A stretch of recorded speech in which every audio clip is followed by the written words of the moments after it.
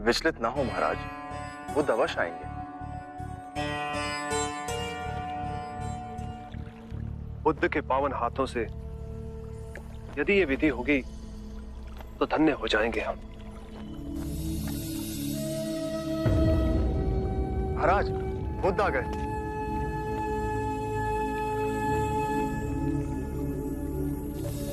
प्रणाम।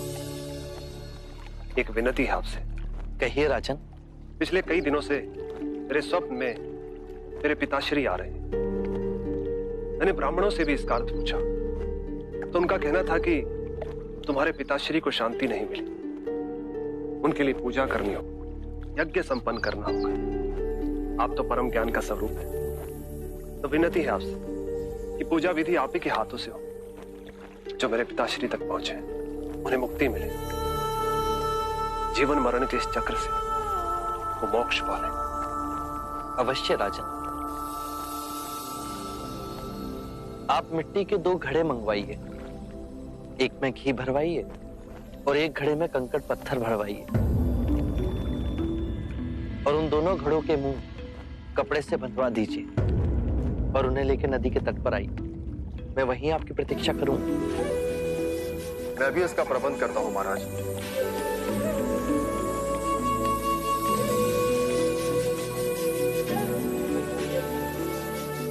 महाराज, अब आप इन दोनों घड़ों को पानी में डाल दीजिए।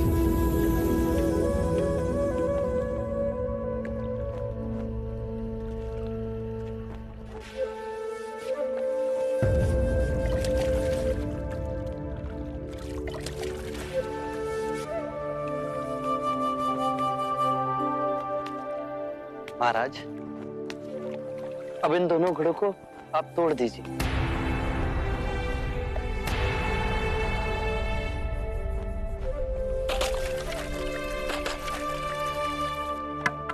महाराज, अब आप ध्यान से देखिए कि ऊपर उठ पानी पर तैरने लगा। अब बताइए, मेरे या किसी और के पूजा पाठ करने से क्या ये घी नीचे बैठ सकता है? असंभव। ये तो घी का स्वभाव ही नहीं। सत्य कहा आप। उसी प्रकार किसी भी पूजा पाठ, विधि विधान, कर्म कांड के द्वारा पानी के अंदर डूबे हुए कंकड़ पत्थर क्या ऊपर आ तैर सकते हैं? नहीं बुद्ध, ये तो प्रकृति के नियम के विरुद्ध है। तो हम प्रकृति से भिन्न कैसे हुए? हम भी तो प्रकृति का ही रूप है। सत्य कहा बुद्ध। एक सत्य ये भी है राजन, यदि हमारे पूर्वजों ने अपने जीवन काल में कंकड़ पत्थर बोए, दुष्कर्म किए, तो वो स्वाभाविक ही कंकड़ पत्थर की तरह नीचे बैठ जाएंगे। और यदि उन्होंने अपने जीवन काल में सत्कर्म किए, तो स्वाभाविक ही घी की तरह ऊपर आ तैरने लगेंगे। जो बोएंगे वही काटेंगे। परंतु इस शरीर रूपी जीवन काल में ही नहीं, अपितु इस शरीर रूपी जीवन काल के पश्चात वाली यात्रा में भी हम जैसे कर्म करेंगे वैसा ही फल मिलेगा।